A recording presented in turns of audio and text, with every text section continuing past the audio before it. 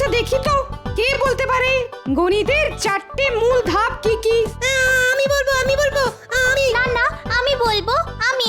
আমি বলবো। আচ্ছা ঠিক আছে, পুঁটি তুই বল। গণিতের চারটে মূল ধাপ হলো যোগ, বিয়োগ, গুণ এবং ভাগ। বাহ, একদম ঠিক।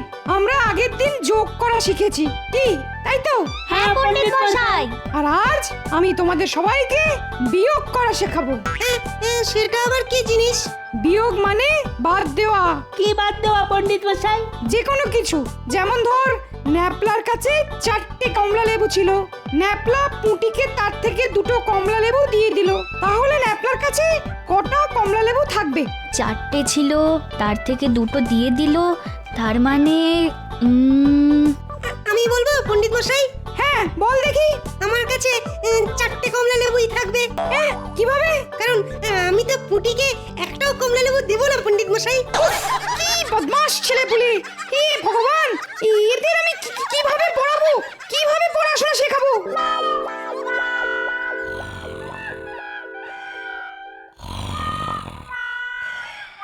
এই যে বলি, এই যে ওঠো, কি গো ঘুম থেকে ওঠো গো, এই ওঠো না, ওঠো।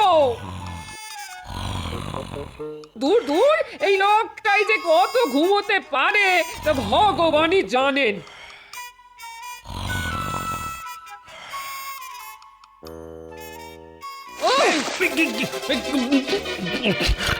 কি হলো? আমি আমি ভিজে গেলাম কেন? এই ঘরের ভেতর জল বন্যা হলো নাকি? এখন তো শুধু বন্যা দেখেছো, বিছানা থেকে উঠে রাজসভায় না গেলে এবার ঝড় বয়ে যাবে। হ্যাঁ, ভূমিকম্প হবে, এই বলে দিলাম। দূর দূর, এই রোজ রোজ রাজসভায় যেতে আর ভালো লাগে না। সেই একঘেয়েমি বকম বকম বকর বকর বকম বকম বকর বকর। সভাসদ না পায়রা, সেটাই গুলিয়ে ফেলি। রাজসভায় না গেলে কিভাবে সংসার চলবে শুনি? তোমার কি জমিদারি আছে নাকি? কেন, আছে তো 2.5 বিঘা জমি। সেটাও তো বিয়েতে আমার বাবা তোমাকে দিয়েছিল, কিন্তু সে জমিতে আজ অব্দি ধান সবজি তো দূরের কথা, কোনোদিন একটা দুব্ব ঘাসও গজালো না। আমার কপালটাই খারাপ। কি দেখেছে তোমার সাথে আমার বিয়ে দিয়েছিল কে জানে। কি করব বলো? চাষের জন্য তো জমিতে লাঙল দিতে হবে, তার জন্য আবার লোক ভাড়া করার খরচ লাগবে। এমনিতেই সংসারের এত খরচ। তোমার দ্বারা কিছুই হবে না, কিছুই হবে না। আমার বাবার দেওয়া জমিটা ওরকমই ফেলে রাখো, ফেলে রাখো। আচ্ছা আচ্ছা, ঠিক আছে ঠিক আছে, দেখছি কি করা যায়। উফ, পণ্ডিত মশাই, আজ আমাদের একটা গল্প বলুন না। সেই তো কখন থেকে পড়াশোনাই করছি। হ্যাঁ পণ্ডিত মশাই, গল্প শুনবো, আমরা গল্প শুনবো। ও, গল্প শুনবি? আচ্ছা ঠিক আছে, শোন। আজ তোদের গুপ্তধনের গল্প বলবো। আজ থেকে প্রায় 500 বছর আগেকার কথা। এক প্রত্যন্ত গ্রামে পাঁচকুড়ি নামের একজন গরিব চাষি ছিল। সেই চাষির পরিবারে চাষি ছাড়া চাষির স্ত্রী আর চাষির 2 ছেলে আর 1 মেয়ে ছিল। বাহ, আমার বাবা তো চাষ করে, আমরাও 2 ভাই 1 বোন। পরপর 2 বছর তেমন বৃষ্টি না হওয়ায় চাষের কাজও ভালো হয়নি। গ্রামের সব চাষিরা ভীষণ অর্থকষ্টে ভুগছে।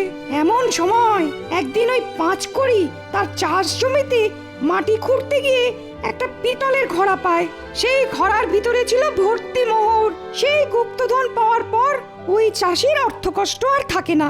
সেই গরিব চাষি রাতারাতি রাজা হয়ে গেল, আর তার সমস্ত অর্থকষ্ট চলে গেল। এটা তো একজন চাষির কথা বললেন, আর গ্রামের বাকি চাষিদের কি হলো? ওই পাঁচকুড়ি রাজা তার গ্রামের বাকি চাষিদেরকেও তার পাওয়া গুপ্তধনের থেকে কিছু কিছু মোহর দিল। তাদেরও দুঃখ কষ্ট থাকলো না। তারপর থেকে প্রজাদের সমস্ত দুঃখ কষ্ট সমস্যা দেখলেই রাজা তাদের সাহায্যের হাত বাড়িয়ে দিত। উফ, আমার বাবাও যদি এরকম গুপ্তধন পায় তাহলে আমার বাবারও কষ্ট থাকবে না। হি হি হি। কি হলো, আজ মন্ত্রী আসেনি কেন? মহারাজ দেখুন, আজ আমি ঘুম থেকে দেরি করে উঠেও রাজসভায় পৌঁছে গেছি, কিন্তু আমাদের মন্ত্রী মশাই এখনো পৌঁছয়নি। সেটাই তো দেখছি। আজ তো আশ্চর্য ব্যাপার ঘটে গেছে।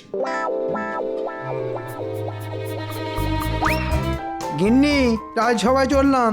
আচ্ছা এসো। ওহ, বাবা রে বাবা, আজকে রাজসভায় খুব দেরি হয়ে গেছে। ওমা, এ কি?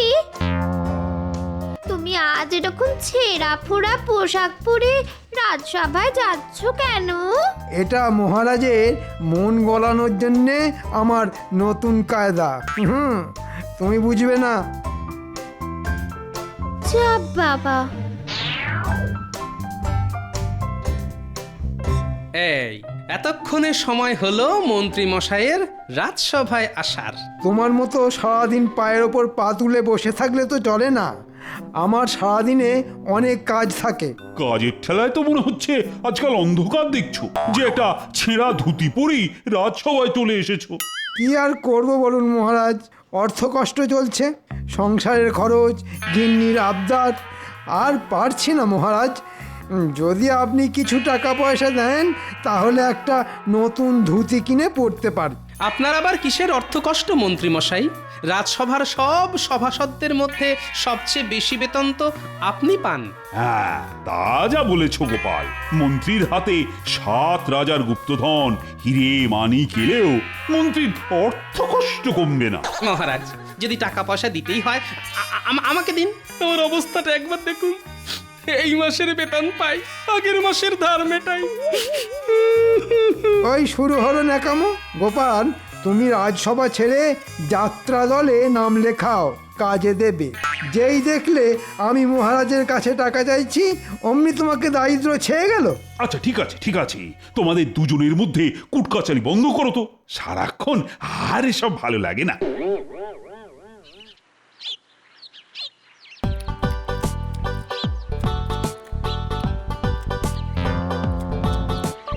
গুনি গুনি, আরেকবারটি মুড়ি দিয়ে যাও না। সারাদিন তো আর কোনো কাজকর্ম নেই, শুধু মুড়ি খাও আর ভুঁড়ি বানাও। উহ, দেখো গিন্নি, এই ছোট্ট জীবনের তো মাত্র দুটো উদ্দেশ্য, বাঁচার জন্য খাওয়া আর খাওয়ার জন্য বাঁচা। সারা জীবন শুধু খাই খাই খাই খাই করেই মরলে, কিন্তু কি করে যে ভালো মন্দ খাবার জোগাড় হবে সেদিকে তোমার খেয়াল নেই গো। হ্যাঁ, সকালে কত করে বললাম একটু চাষ জমিটার দিকে খেয়াল দাও গো, খেয়াল দাও। কে কার কথা শোনে? আরে বাবা, সকালে বললাম তো দেখছি। বলি এটা কি জাদু নাকি? মুখ দিয়ে গিলি গিলি হকাস ফকাস ছু বললাম আর জমিতে চাষ হয়ে গেল। দাদু দাদু, আমরা চলে এসেছি। বাহ, এই তো তোদের জন্যই তো অপেক্ষা করছিলাম রে। দাদু, আজ কিন্তু আমাদেরকে গল্প বলতেই হবে। না না, রোজ আমি তোদের গল্প বলি, আজ তোরা আমাকে গল্প শোনাবি। আমরা তোমাকে গল্প শোনাবো? হ্যাঁ, কি আছে, যে কোনো গল্প যেটা তোরা জানিস কিন্তু আমি জানি না। কি গল্প বলি বলো তো? আরে এই পুটি, দাদুকেও ওই গুপ্তধনের গল্পটা শুনিয়ে দে না। আরে বাস, গুপ্তধন। হ্যাঁ দাদু, এক গ্রামে একজন গরিব চাষি ছিল। বহুদিন বৃষ্টি না হওয়ায়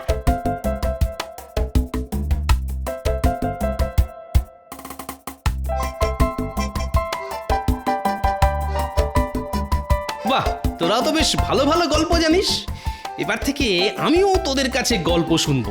আচ্ছা দাদু, আমাদের মহারাজ কৃষ্ণচন্দ্র তো প্রজা দরদি, তাহলে উনিও কি গুপ্তধন পেয়ে রাজা হয়েছেন? না না, উনি হলেন বংশ পরম্পরায় কৃষ্ণনগরের রাজা। তবে তোরা যদি চাস তাহলে এই গুপ্তধনের গল্পটা কিছুটা হলে সত্যিও হতে পারে। হ্যাঁ, কিভাবে গো দাদু? তাহলে তার জন্য তোদের একটা কাজ করতে হবে। কি কাজ দাদু?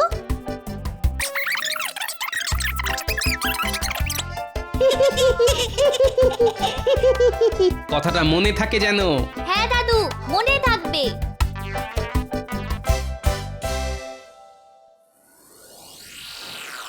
মন্ত্রীমশাই, কালকে কিন্তু ওই ছেঁড়া ধুতি পরে এসে নাটকটা ভালোই করলেন। কি আর করব বলো সেনাপতি, আমার বাড়িতে তো আর কুবেরের ধন নেই যে রোজ রোজ নতুন নতুন পোশাক পরে আসব। আমার যেরকম আয় সেরকমই ব্যয় করতে হয়। তা ঠিক আছে, কিন্তু আপনার মহারাজের কাছে ওরকম ভাবে টাকা পয়সা চাওয়াটা উচিত হয়নি। হ্যাঁ, শোনো, আমার টাকা পয়সার ওপর লোভ নেই, তাই চেয়েছি। যদি লোভ থাকতো তাহলে চুপি সারে রাজ সিন্ধুক থেকে হাত সাফাই করে নিতাম। বাহ বাহ বাহ, এ তো দেখছি বেড়াল বলছে মাছ খাই না। ঠিক আছে মন্ত্রী মশাই, আপনাকে কিভাবে জব্দ করা যায় সেই উপায় আমার ভালো মতন জানা আছে। মন্ত্রী মশাই, একবার এদিকে শুনুন না। কেন তোমার আবার আমাকে কি দরকার? আমি আপনার ভালোর জন্যই ডাকছি, একবার আমার কথাটা শুনুন।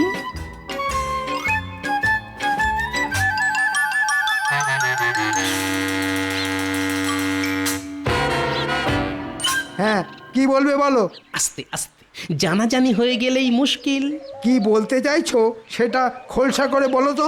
শুনুন, রাজসভায় আসার সময় দেখলাম আপনার বাড়ির সামনে বটা, ঘটা আর ভগবান ঘুরঘুর করছে।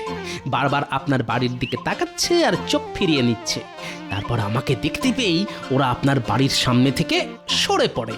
হ্যাঁ, সে কি? আমার বাড়ির সামনে ওদের কি দরকার?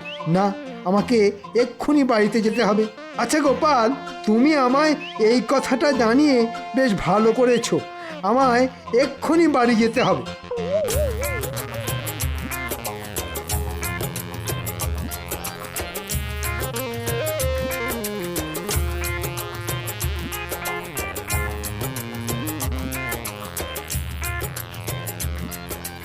ইগো, তুমি এত তাড়াতাড়ি বাড়ি চলে এলে? বাড়ির সামনে আজকাল দিনে দুপুরে অকারণে লোকজন ঘুরঘুর করছে, তোমাকে সাবধানে থাকতে হবে।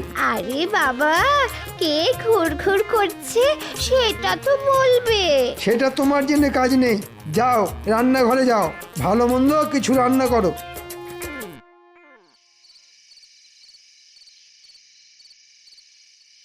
এই তো তোরা চলে এসেছিস।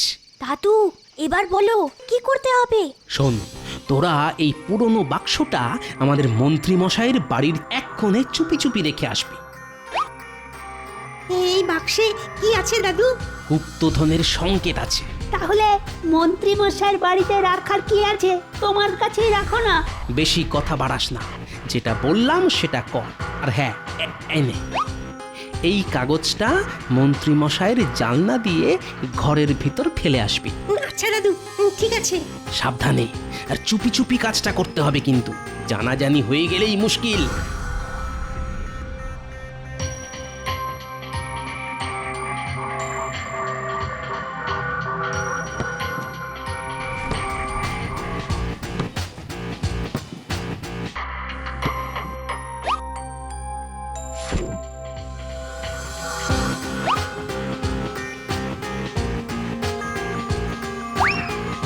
কে কে কে? কি গো, কি হলো? আমিও তো সেটা জিজ্ঞেস করছি, কি হলো? ঘরে এই মোড়ানো কাগজটা কে ফেললো? আপনার বাড়িতে যে গুপ্তধনের সংকেত আছে সেটা আমার চাই। আর যদি সেটা না পাই তাহলে আপনি ইহলোকে থাকবেন না। হি হা হা হা হা হা। কি তোমার কাছে গুপ্তধনের সংকেত আছে? সেটা আমায় আগে বলনি তো। কবে থেকে বলছি একটা সীতাহার গড়িয়ে দাও, তার বেলা তো একটা রাখাটো না। হ্যাঁ দূর বাবা, আমি নিজেই জানি না। সত্যি করে বলো বলছি, গুপ্তধনের সংকেত কোথায় লুকিয়ে রেখেছো? আরে আমি সত্যিই জানি না গো।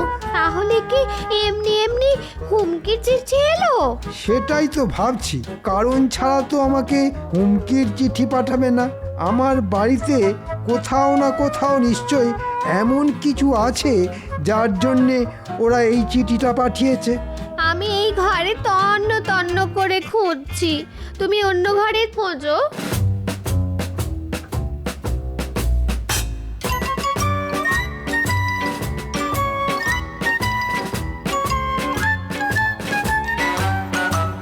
পেয়েছি গিন্নি, পেয়েছি।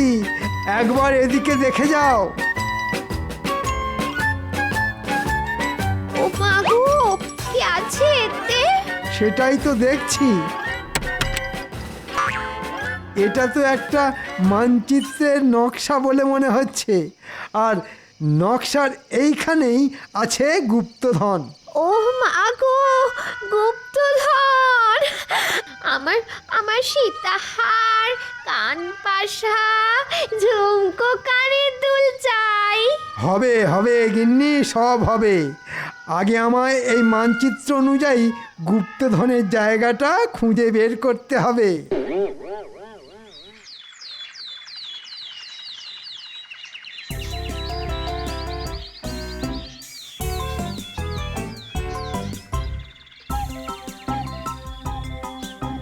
দাদু কালকে কাজটা করে দিয়েছি, এবার বলো গুপ্তধন কি পাওয়া যাবে?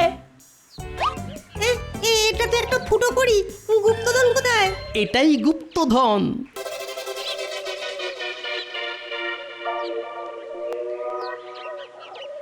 এ কি মানচিত্র অনুযায়ী তো গুপ্তধন গোপালের জমিতে রয়েছে। এখন যদি আমি খোঁড়াখুঁড়ি শুরু করি তাহলে লোকজন জেনে যাবে। এখন বাড়ি যাই, তারপর রাতে সবাই ঘুমিয়ে পড়লে কোদাল নিয়ে চলে আসব। কি ব্যাপার, মন্ত্রী কোথায়? মহারাজ, মন্ত্রীমশাই আজকেও গড় হাজির। দেখুন মহারাজ, দেখুন মন্ত্রীমশাই আজ এখনো এলো না, আর আমি দেরি করে এলে আমাকে কত কিছু বলেন। মন্ত্রীর এরকম পরপর 2 দিন রাজসভায় না আসাটা বেশ চিন্তার বিষয়। উনি আবার শারীরিক অসুস্থ হতে পারে। না না, দেখুন দেখুন, নিশ্চয়ই বাড়ি বসে গোপনে কোনো না কোনো চক্রান্ত করছে। যাই হোক মহারাজ, আমারও কালকে ছুটি লাগবে। কেন, তুমি আবার কালকে কোথায় যাবে? কোথাও যাব না মহারাজ, বাড়িতেই থাকবো। আসলে অনেক দিন ধরে আমার একটা ফাঁকা জমি পড়ে আছে। সেই জমি চাষযোগ্য করে তোলার জন্যে একটা ফুটো কড়ির বিনিময়ে একজন ঠিকে মজুরকে রেখেছি।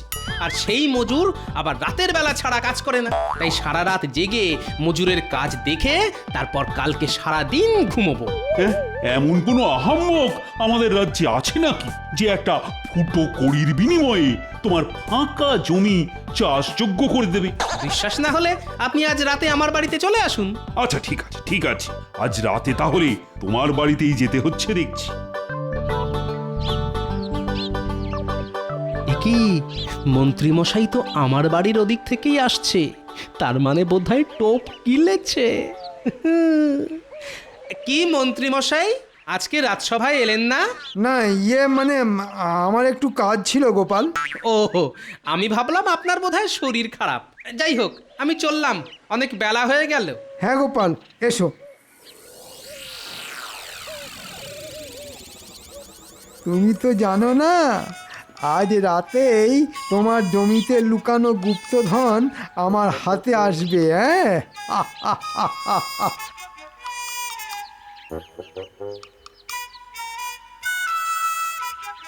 গিন্নি, তোমাকে আর চিন্তা করতে হবে না। আজ রাতের মধ্যেই তোমার বাবার দেওয়া 2.5 বিঘা জমি চাষযোগ্য হয়ে যাবে। বাহ, তার মানে এতদিনে তোমার সুমতি হলো? হ্যাঁ, তা কাকে মজুর রাখলে?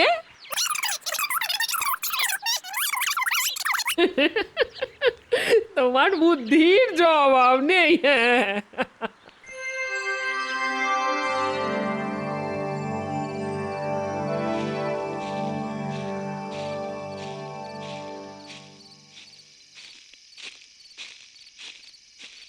আসুন আসুন মহারাজ, আসুন। কি গোপাল, তোমার ওই আহাম্মক মজুর কোথায় যে তোমার পুরো জমি একটা ফুটো কড়ির বিনিময়ে চাষ করে দেবে? একটু সবুর করুন মহারাজ। এতদিন জানতেন সবুরে মেওয়া ফলে, এবার দেখবেন সবুরে ধান ফলবে। আপনি শুধু আমার সাথে আসুন, আর আস্তে আস্তে কথা বলবেন, নইলেই মুশকিল।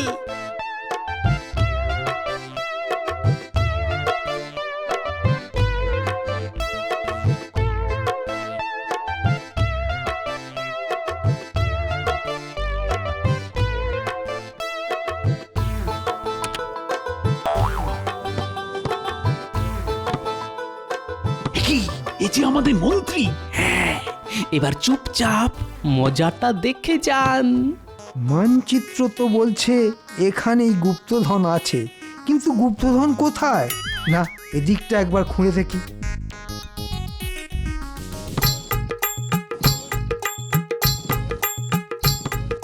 উফ, কি জ্বালাতন!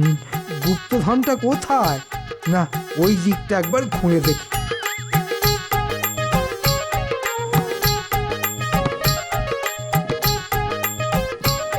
না, কোথাও কিছু নেই, কিন্তু ওটা কি? চলুন মহারাজ, এবার আমরা ওদিকে যাই।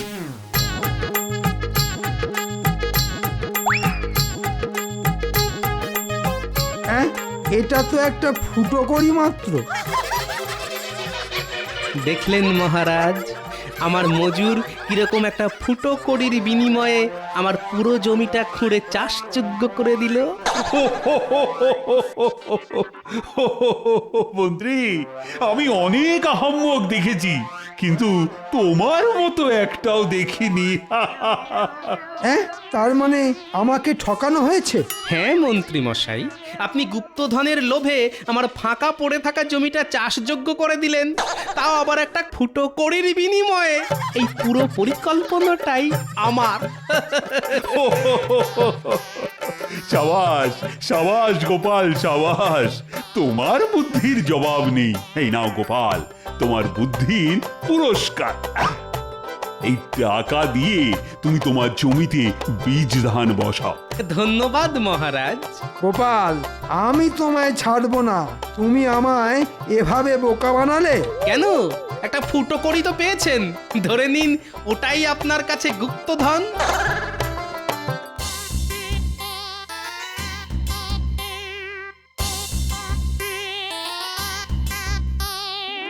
নিন মন্ত্রী মশাই, একটু জল খেয়ে নিন, সারা রাত অনেক খেটেছেন। নিকুচি করেছে জলে। আরে ও মন্ত্রী মশাই, যাচ্ছেন কোথায়? আরেকটা ফুটো করি দিচ্ছি, আমার জমিতে বীজ ধান বসিয়ে দেবেন। ও মন্ত্রী মশাই, শুনুন শুনুন, এরকম রাগ করে চলে যাবেন না।